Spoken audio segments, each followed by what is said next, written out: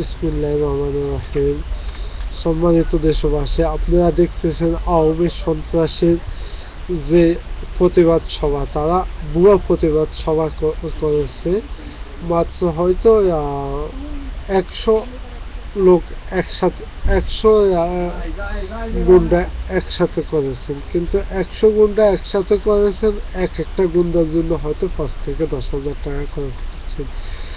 তারপর এর মাঝে পুলিশের কড়া নিরাপত্তা দিয়ে তাদের প্রতিবাদ মিছিল করছে, বুয়া প্রতিবাদ মিছিল তারেক জিয়ার বিরুদ্ধে।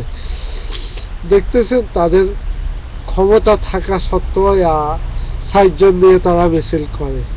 এটা পুরাটাই মিছিলের প্রথম থেকে শেষ পর্যন্ত কিন্তু দেখানো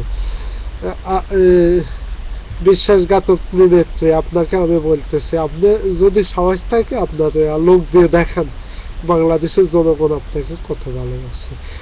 আর এত ভয়াবহ পুলিশ ক্যাডার দিয়ে বাধা দেওয়া সত্ত্বেও তারপরে বাংলাদেশ জাতীয়তাবাদী ছাত্রদল দেশে বিভিন্ন এলাকায় সফল মিছিল করেছে, এবং এর পরবর্তীতে আমাদের ছাত্র নেতারা, যুবক, শ্রমিক এবং সব দলের নেতৃবৃন্দ একসাথে হয়ে ধাত ভাঙ্গা জবাব দেব বিশ্বাসঘাতকের দেশদ্রোহী নেতৃবৃন্দের সাথে।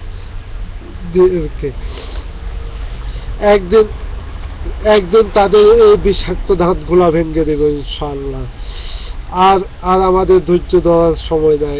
এখন আমরা প্রতিশোধ নেওয়ার সময়। আমাদের রক্ত দিয়ে অনেক লাল করা হয়েছে বাংলার মাঠে, অনেক স্বেত করা হয়েছে। এখন আমরা রক্তের বদলা নেব ইনশাআল্লাহ, দেশ এবং জাতিকে মুক্ত করবো। এই বলে আজকে মতো